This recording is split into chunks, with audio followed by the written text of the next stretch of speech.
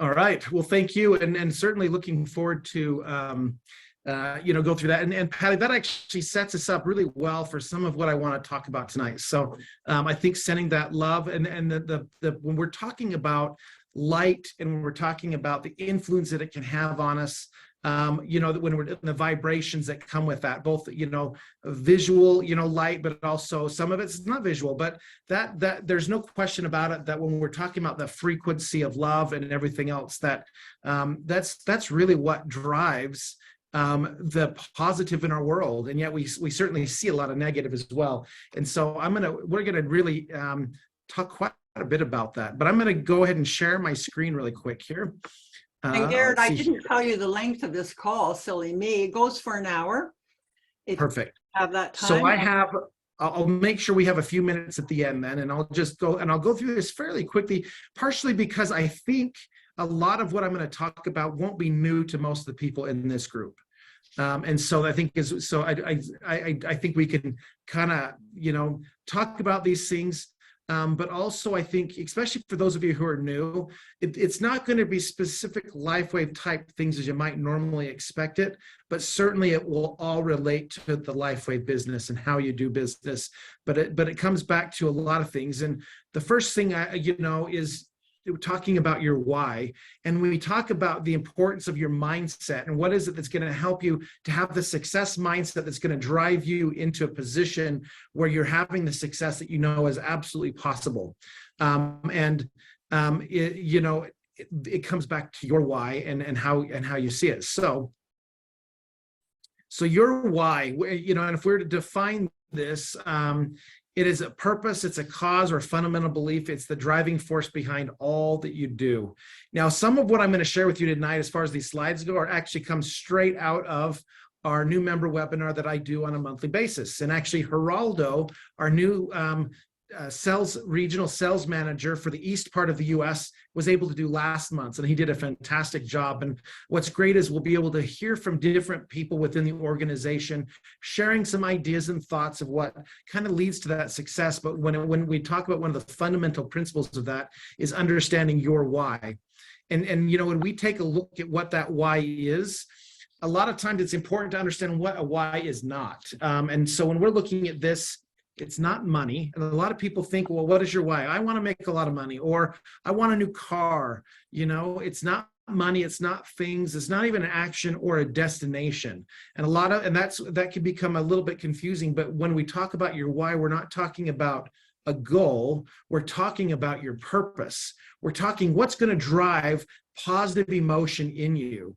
And what is it that aligns with the values of who you are? And so I like to use as an example, a good friend of mine, when I was talking with him, said, what's your why? And he goes, I need $150,000. I was like going, okay, what does that mean to you? What do you need the $150,000 for? And he goes, because I want to buy a boat. I'm going, well, that's a pretty nice boat. I said, so what is the boat for? He goes, well, it means I'm going to be able to get out on the lake or get out in the ocean. We're going to be able to spend time as a family to just, enjoy ourselves. I'm like, okay, so it's not just the boat, it's about your connection with your family. He goes, well, yeah, because when I was a kid, the best memories I have as a child are the times that I spent with my parents on our boat. So I said, so your why isn't $100,000. It's not the boat. It's spending quality time with your family. And he's like, oh, that's exactly right. So your why really comes back to, oftentimes it's people. In fact, there's a thing that I've done in the past, and it actually works. It's kind of fun. I don't have time to do it tonight, but you can actually go through and figure out what really is most important to you. And in 90% of the time, maybe even 95% of the time, it's actually people that lead you to your why. Understanding your why, though, also helps to understand this concept. And I love Simon Sinek and what he has to teach, because this is one area that he talks a lot about. So working hard for something that we don't care about is just called stress. And I think we've all been there at one time or another in our lives. But when we work hard for something we love, we call it passion. And when we really understand what it is that we love in our lives and what's really going to help drive our business going forward, especially our LifeWave business, it's going to lead to passion. And then when we get to that point, it no longer becomes work. It becomes just something we love to do. And the impact that we can have with that then, increases at an exponential level. And so that's why our why is so important, and understanding what is it that's going to drive us, what's going to get us up in the morning and keep us focused and driven, throughout the day. So what is the LifeWave why? What is it what gets us up in the morning, and what is it that drives David every single day, not only to make sure that we have everything that we need going forward with what we currently have, but also driving the vision and future of what is possible. And when we talk about what's possible, and when we talk about David and put those two things together, I don't think any of us can quite comprehend what's possible when we get David involved, and so it is very exciting. But it's through our patented wearable wellness technology, the power of our community, and our superior experience that we strive to reach 1 billion homes and beyond. And I love the concept because I've worked for a lot of other companies. It's always, we want to get to $1 billion in sales. And that's a good goal, but that's not our why. What is our why? We want to get into homes. Because what does a home mean? It means families. It means getting back to the actual individuals, making sure we're making a change with them. And that's something that can certainly drive us. And it also means that it puts us in a position where anybody can tie their why to our why. And so to say that I want to help my family is the beginning of getting into 1 billion homes, because now we're in your home, if that makes sense. And so, and then it's enhancing and extending lives around the world. And so when we take a look at that, that is the why. And so how do we get there? And a lot of people will say, I'm just waiting to get motivated. Once I'm motivated, then you're going to see me do some great things. But the key to all this is consistent action over time creates motivation, not the other way around. So if we're waiting for it, it's never going to come. But if we put in a little bit of consistent action every single day, it starts to build the motivation on its own.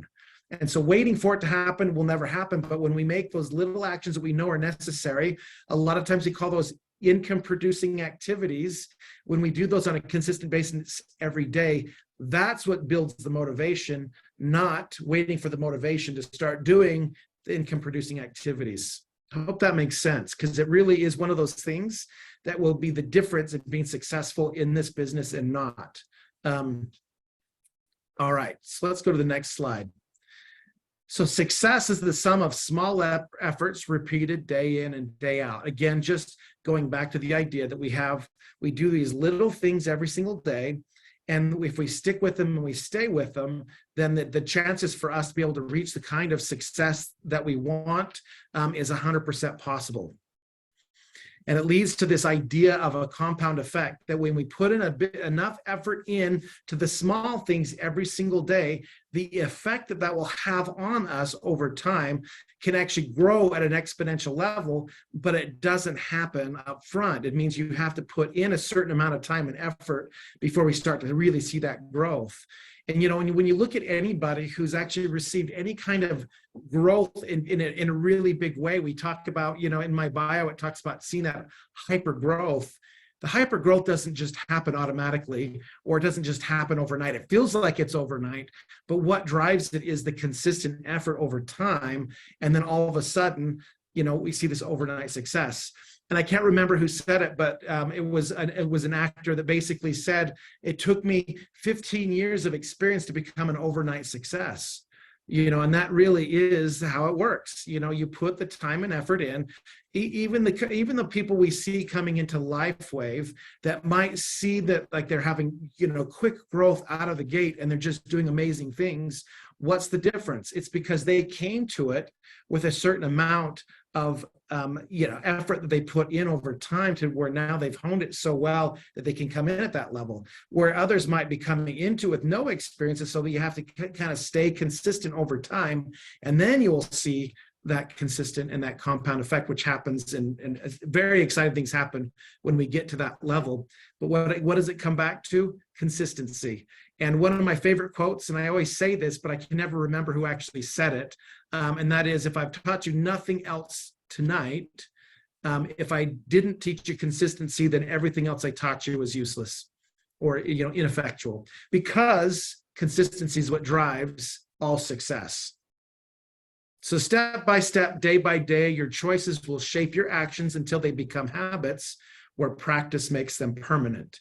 And when you have good practices that become habits that are now permanent, I mean, really, the sky is the limit on what is possible, in your business and really in any aspect of your life. But certainly when we're talking about LifeWave and your LifeWave business, it's doing the step-by-step, day-by-day choices that will eventually lead you to where you need to be. So what drives all of this? And so I'm going to share a few ideas and thoughts with you about this. Again, some of it might be new to some of you, it may not be new to others, but let's talk about emotions, because it's our emotions that tend to drive us so much of what we do. So does anybody know, and this is an opportunity where I will ask for some thoughts. So if you have an idea or a thought, certainly share it. But if I were to ask you what the definition of emotion is, what would you say? Oh, you little shit. Sorry, I heard something there, but I didn't catch it.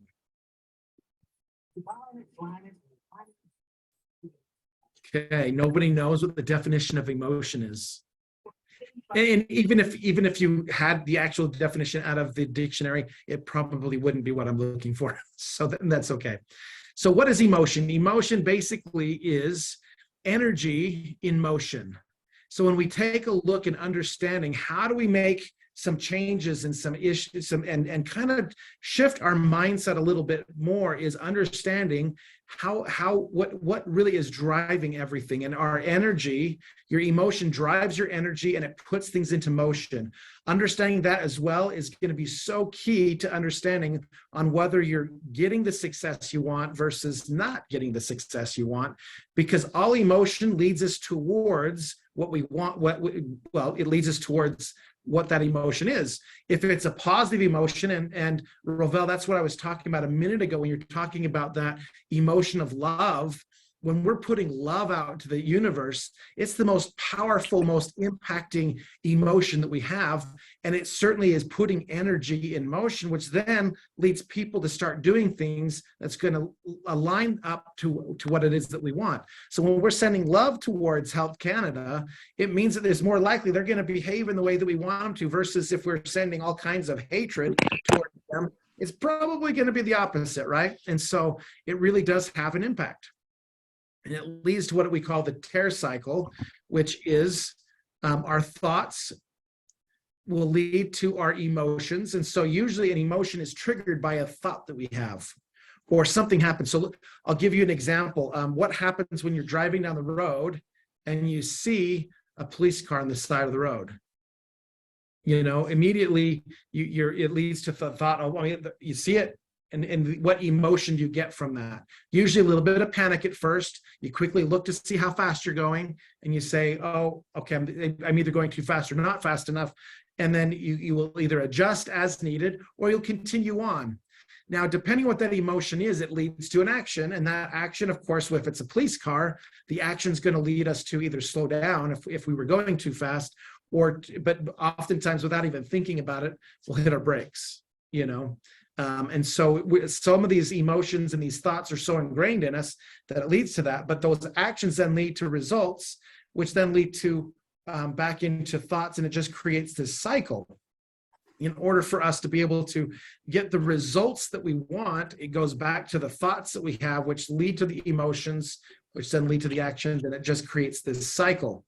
Again, I don't know that this is necessarily new to anybody. If it is, great. If it's not, it's just the idea that we have the opportunity to be able to check our thoughts that will help us to control our emotions, and putting them in a positive way will lead to positive actions, which will lead to positive results. But the sad thing is it goes both ways. Negative thoughts lead to negative emotions, which lead to negative actions, and again, lead to negative results. And so how do we make sure our minds are going in the right direction? We have our mindset right and our emotions going in the right direction. One of the things I love to use is a vision board. And I'm going to go through this fairly quickly just for time purposes, but I could spend a whole evening just talking specifically about the importance of a vision board. How many of you, in fact, put your hands up if you don't mind, just raise your hand if you have a vision board. because I think they're quite powerful. Awesome. So many of you have vision boards. And so this is how I do it. Again, everyone might do it slightly differently, but the goal is to put something, and you choose something that you want to achieve. Nothing too exciting about that. I mean, it is exciting, but you want to put it in a picture form. And so I just decided to take a picture of myself, so and put it on here. And if you believe that's me, then certainly, we're best friends. It's not, unfortunately. But so the goal. So if I'm going to choose something I want to do, I'm going to take a picture of what that is supposed to look like, and I want to put a description on it. So I take a picture of it and I want to lose 20 kilos, let's say. Okay. So that's my goal. That's something I'm putting on my vision board because that's something that I want to achieve. Next, let's say it's money. I want to get $10,000 in a month, on my vision board. And we're not talking at this point, we're not talking about our why anymore. So it can be more specific to things that we want, right? We want to put it on there. And I'll also always put on there a date you want to achieve it by. I always put the date, I put it on my board, and I always put the date when I get it off my board, because it helps me to see how quickly I am at getting things off my vision board, right? Okay. Now, maybe you could put a goal towards an income producing activity you want. Maybe I'm going to share the patches with so many people per day, right? And so I'm going to pique the interest of this many people, or I'm going to follow up with this many people. So whatever that is, that's something you could put on your vision board. And let's say my goal is I want to I want to patch 10 people a day for 10 days. I'm making something up. So it can be whatever you want that to be. And so I'm going to do that. Once you do that, now you can get that off your vision board, but now you can increase it if you wanted to. So again, just some examples of how you can do it. Maybe it is you want to be able to have a team that's big enough that you can get on a Zoom like this and be able to share a new member webinar. Whatever that goal is for you, again, that's what you can set it at. Now, this happens to be one that was mine, and that was to climb Ayers Rock. You can actually see the picture of it behind my head. This one was actually on my vision board for a number of years because that was one of my goals to do, was to climb Ayers Rock. Now, if you wanted to do that today, you can't, because you're not allowed to climb it anymore. Maybe it's a car that you want. It could be a different income producing activity that you need to be doing on a daily basis than the other one. Maybe it's a relationship. Maybe you want to find a new person in your life, or maybe you want to get rid of maybe you don't want to get rid of anyone. Maybe you want to improve a relationship in your life. It could be anything. And so again, these are just giving you examples, or maybe it's success you want to see as a team. So these are just all examples of things that you could put on a vision board. It gives you a place of focus so that you could put your time and energy and your emotion into it. And of course, it helps you. The more details you put into it, the more likely you're going to get those things back. And so the idea is, if you spend 3 minutes 2 times a day, focusing a little bit, like a few seconds on each picture, putting positive energy into these things, the more likely it is you're going to be able to get those things off your vision board. Now, it's funny because we've gone through as a family and put up our vision boards.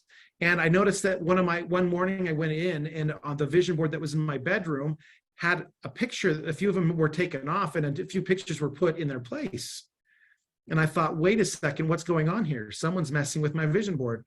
And one of my kids, when I went and asked who did it, one of my second to youngest son said it was me. And I was like, why did you take it off my vision board? He says, because you get things off your vision board faster than I do.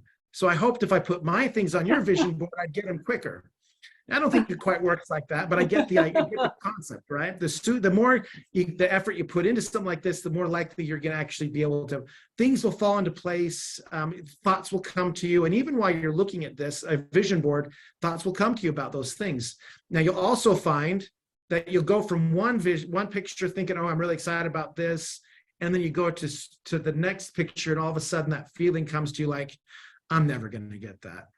That's human nature. That happens, right? But we got to go back to it, make sure that last feeling we had on it is a positive one, not a negative one. And so the goal, of course, is to have a vision board on every wall, and having something up where you can actually visually see what your goals are so that you can work towards them. And everyone does it slightly different. This is how I do it, and so this is just one example, but still taking the time every day, taking a few minutes, looking at it, putting all kinds of positive emotion into it, is going to help you more likely to achieve the things on your vision board than not. Okay, so let's jump now into we all have the opportunity to be a creator or a destroyer. And of course, we all create our own worlds, either for the positive or we're slowly destroying it in one way or another. And so the question is, how do we do this? How do we become and focus more on the creative side? And some of the things we just talked about, certainly a vision board is going to help us to be more of a creator than a destroyer. So how do we do this? And we talked about this, a minute ago. It's our emotions. It's the emotions that help us. The positive emotions help us to be a creator, or the negative emotions help us to become a destroyer. The more we focus on the negative, the more likely we'll bring that about. The more we focus on the positive, the more likely we'll bring that about. And how does it show up? It usually shows up in our words. So if we want to know where's our emotions at and how are we actually feeling right now, you just have to kind of think, what's going on in my head right now? What thoughts, what words are showing up? What words are even coming out of my mouth, when I'm talking to people?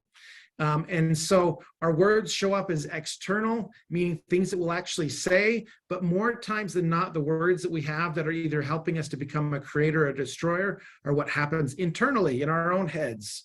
And as we say, we're our own worst critic. And a lot of people will say that's kind of a positive thing. We want to be critical. We want to make sure we're always trying to improve, but sometimes we're a little too harsh with ourselves. It also shows up in our body language. So if we're not quite sure where we're at, oftentimes we can talk to somebody that's near us, and they can help us to tell us whether we're kind of more in that creator zone or maybe we're more in the destroyer zone.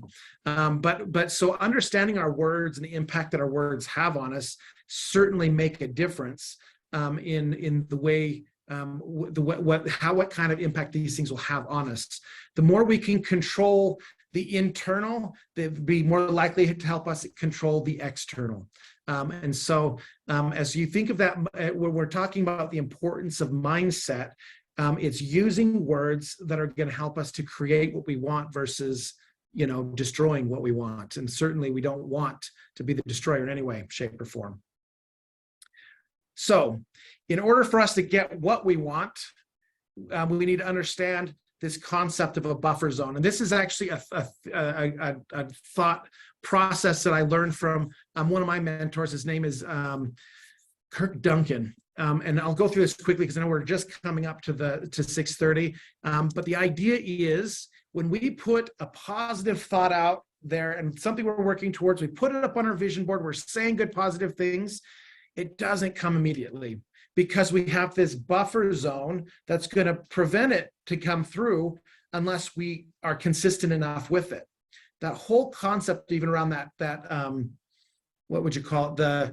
The compound effect, where we see that growth really quickly, it's because we have this buffer zone and it's kind of icky and sticky and it does things and it tries to keep these things from getting to us, because sometimes they're negative things. If you think about it this way, we also bring the negative towards us. And if every negative thought we ever had happened immediately, life would be miserable. But also if we thought, wouldn't it be great to have a pink elephant, and it all of a sudden appeared, that probably wouldn't be good either. So the concept is we have these things and these elements of our lives, this buffer zone in our life that prevents things from necessarily getting to us immediately, but we can certainly speed up or slow down that process. So many times you might even have a process of, hey, I want to climb Ayers Rock and I'm really excited about it. Oh, but my gosh, I don't think it's going to happen for me. Oh, I've always wanted to do this, but I don't know how I'm even going to get there. I have the funds for it. And what are we doing? We're now pushing that thing back away from us. And so, but we can do the same thing with negative thoughts where, oh, I'm so worried about this or that, and I don't know how it's going to work. But you know what? I know that with David's help and with the help of my upline and everything else, we're going to get there. And now we're pushing those negatives back out of our lives. So understanding that this buffer zone is actually designed to actually help us, not actually hurt us.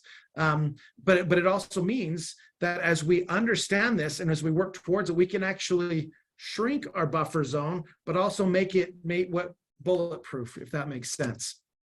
So I'll give you a few examples of some things that we can do to shrink that buffer zone so we can get the things that we want quicker, but maybe help us prevent maybe some of the negatives that could possibly come in. So as an example, we now have a much shorter, buffer zone to be able to get what we want. But if we do the right things, we can also make it so that our buffer zone is bulletproof. So the first thing is stop the blame. One of my favorite things is, we always want to blame somebody for the reasons why we don't have what we want. And the only person we can blame is usually ourselves. And so we just need to understand that we need to stop blaming anything. The idea is blame is the negative, and it's going to always take us down the wrong road. It also is going to be important to take inventory of when those negative thoughts are coming into our lives. And the more we take inventory of them, the more we can realize that they do have an impact on us. And I know sometimes people will say, well, I don't want to dwell on the negative. I only want to dwell on the positive. But sometimes just taking a little bit of inventory of what are the negative thoughts that I have going on in my head on a regular basis will help us to recognize that, oh my gosh, I have a lot more negative going on in here than I initially thought. Now, the next one is to forgive. We're going to make mistakes. We're going to do things that are wrong. But the quicker we are to forgive others, as well as the quicker we are to forgive ourselves, is going to help shrink that buffer zone in a way that we can't probably in any other way. Because most times the reasons why we don't have what we want are because of bad relationships. And we all have bad relationships. Sometimes it's with others, sometimes it's with ourselves. But the better we can improve those relationships, the more likely we're going to get what we want. And now I know sometimes when we think of forgiveness, people want to put a religious connotation to that. The reality is forgiveness is something that we need. It's a change. It's just making improvements on a daily basis. It's giving up what we know the things in us that we don't want, and being able to, get those figured out, but also to give people a little bit more grace in their lives, just give them that chance to be who they are. And I know certainly some are easier to forgive than others, but it's still a great opportunity when we do. The negative has less impact on us and the positive has greater impact on us. And then, of course, willing to change. Are we willing to make the changes that we know are necessary? And it's not just that we make the change, but the willingness actually by itself is a very important part of it. The more we focus on these areas and we can improve these things within our own businesses, what's keeping me from being able to get what I want? I could blame any kind of number of things, but we need to stop it. As they say, the best 2-word sermon there is out there, and that is stop it. Don't do the things you shouldn't. Take inventory of maybe the negatives and help to try to become aware of it so that you can maybe twist it and change it to a positive. Be willing to forgive, and of course, being willing to change are all things that you can do to help kind of shrink the buffer zone, get the positive coming in quicker, getting our goals, getting things off our vision boards quicker, and preventing the negatives from really having any kind of impact on us. And certainly there's always going to be challenges. There's always going to be up-road battles at times. And that's all part of life. It just is. I mean, in fact, we don't improve unless we have those challenges. And certainly when we're looking at Canada and some of the challenges we've had, there's going to be those who will learn and grow from it. And there's going to be those who will suffer and probably will never recover from it. And each of us have the opportunity to decide where we're going to be at within that. Now, for those of you who are still with us, you're on with us tonight, you certainly have fallen into the category of someone who stuck with it, and you've stayed with us, and so the opportunity now will be to not just grow and get you back to where you were, but now let's help you grow and get significantly larger, twice as big as you ever were before. Maybe it's 10 times as big as you were before. And that's the opportunity. And so, but because you stuck with it and you're still here, and Rovell, Patty, as you said, putting the love out there, is what's really what's gonna help us to have that right attitude. So I love the flag as well. I hope that was helpful and beneficial. As I said, that's kind of one of my more favorite topics to talk about. I'll go ahead and turn the time back to Judy.